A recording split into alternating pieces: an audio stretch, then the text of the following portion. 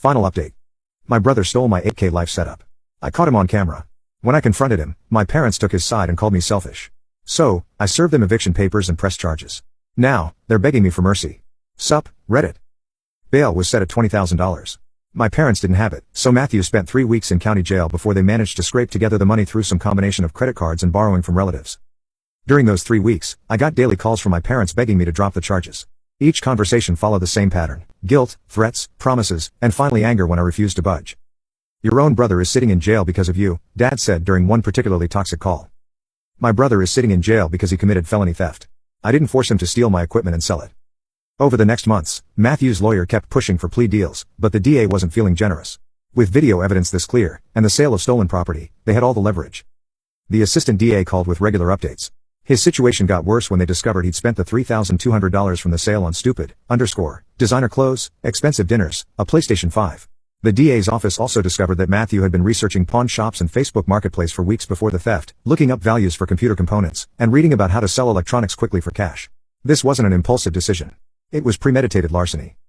His lawyer pushed for a deal: 18 months in county jail, 3 years probation, and full restitution in exchange for pleading guilty to a reduced charge. The prosecutor thought it was fair for a first-time offender, but mentioned that if we went to trial and won, he'd probably get 3 to 5 years in state prison. I told them to reject the plea offer and go to trial. The decision sent shockwaves through my family. Mom begged me to accept the plea deal, claiming 18 months was already too much punishment. Dad threatened to disown me if I destroyed Matthew's future by pushing for a trial. 18 months is a gift, I told them. He committed a felony. He should be grateful they're not throwing the book at him. But the most satisfying reaction came from Matthew himself. His lawyer arranged a meeting at the jail, hoping I'd be willing to accept the plea deal to keep the family together. Seeing him in his orange jumpsuit, unshaven and defeated, was exactly as satisfying as I'd imagined. Sebastian, he started, barely making eye contact. I screwed up. I know that now. Do you? Yes. Christ, 2 months. In here has been I never want to go through this again. Then you shouldn't have stolen and sold my equipment. Please, just. The prosecutor said, if we go to trial, I could get 5 years. 5 freaking years. He was starting to panic. I'll pay you back every cent. I'll do anything. Just please take the plea deal. I leaned back in my chair. You know what's funny? If you just asked to borrow the computer, I probably would have said yes. Really? Really? But you didn't ask. You stole it, sold it, and when I caught you, you tried to make it my fault. I stood up. That's not borrowing, Matthew. That's who you are. But 5 years will ruin my entire life. Your life was already ruined. Now it's just official. I walked out, leaving him crying in his orange jumpsuit. 9 months after the arrest, we finally got to trial. The case had dragged on because Matthew kept firing lawyers, hoping to find someone who could work miracles. His third attorney was actually competent, but even she couldn't overcome the mountain of evidence against him. Video footage, receipts, witness testimony, and proof of sale made this an open and shut case. The trial lasted 4 days and was a complete massacre. The prosecution's case was airtight. I testified for 3 hours, walking through the timeline, explaining the value of the stolen equipment, and describing how I'd supported Matthew and my parents for 18 months despite their not contributing anything. The cross-examination was brutal for Matthew. His attorney tried to paint me as vindictive and cruel, asking why I couldn't have handled this as a family matter. I pointed out that when someone steals over $8,000 from you and sells it, you call the police. The relationship doesn't change the crime. Matthew didn't testify. His lawyer knew he'd get destroyed on cross-examination. The defense's entire strategy was trying to generate sympathy. Matthew was young, unemployed, struggling to find his place in the world. But the prosecutor demolished that narrative by showing the jury exactly how Matthew had spent the stolen money: luxury purchases and entertainment, not necessities. The jury was out for about 2 hours. Guilty on all counts. The look on Matthew's face when the verdict was read was worth every minute of this process. Sentencing was set for 3 weeks later. My parents spent that time in complete meltdown mode, begging me to write a letter asking for leniency. I told them both to go screw themselves. Please, Mom cried during one of her calls. The judge will listen to you. Just ask for mercy. Mercy?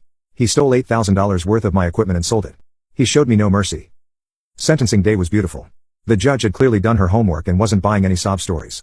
She laid out how Matthew had been convicted of stealing over $8,000 worth of property from his brother, who had provided him free housing, then selling that property for profit.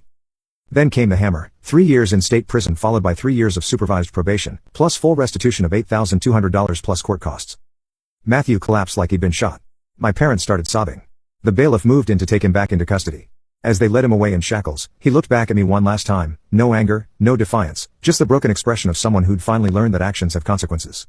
I felt nothing but satisfaction. 18 months later, the house is peaceful again. Matthew is settling into his new life at the Huntsville unit, probably learning valuable lessons about respecting other people's property. My parents found a shitty apartment after burning through what little savings they had left on legal fees. They're bitter as hell and barely speak to me, which honestly feels like a blessing. The eviction was handled professionally through the courts. They tried to fight it, claiming I couldn't evict family, but the law doesn't give about blood relations when you're not paying rent. Grandpa Francis stayed with me, of course. He'd been disgusted by their behavior and made it clear he wanted nothing to do with them. Thieves and enablers, he called them. Hard to argue with that assessment. The criminal restitution order means Matthew will be paying me back with interest for years, assuming he ever gets a job again with a felony conviction. But the real satisfaction came from watching the domino effect of his conviction. Matthew's mugshot and conviction became a public record that follows him forever. Every job application, every background check, every attempt to rebuild his life includes the question, have you ever been convicted of a felony?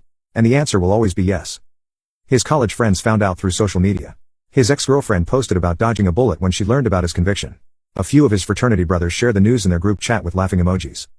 I also found out later that Matthew had been researching how to fence stolen electronics for weeks before the theft. During the investigation, police discovered Google searches for sell computer parts cache, how to remove serial numbers, and pawn shop policies. This wasn't impulse theft. This was premeditated larceny. Text messages recovered from his phone showed he'd been complaining to friends about how rich I was and how I owed him for all the I'd put the family through. In his mind, my success was somehow unfair, and he was justified in taking what he thought I owed him. But my favorite part was the letter I got from him after 6 months in prison. Sebastian. Prison is hell. The other inmates found out I'm here for stealing from family, which makes me lower than, in here. I've had time to think about what I did, and you were right. If I just asked, you probably would have said yes. Instead, I decided to become a thief. I'm not asking for forgiveness or visits. I just wanted you to know I finally get it. I'll pay you back every cent when I get out, even if it takes decades. I'm sorry for everything. Matthew. I read it once, then threw it in the trash. Grandpa Francis and I have settled into a comfortable routine of mutual respect and shared responsibilities. He fixes things around the house, I handle the bills, and neither of us has to worry about entitled family members stealing our, or treating us like ATMs. My animation setup has been completely rebuilt with the insurance money and restitution payments, better security, and better hardware. Xavier came over last week to see the new setup. So, any regrets about pressing charges? None. Good. Family that steals from you isn't family worth having. Hard to argue with that logic. As for me, I sleep peacefully in my quiet house with my upgraded animation workstation and my clear conscience. Now tell me, what would you do if your family stole from you?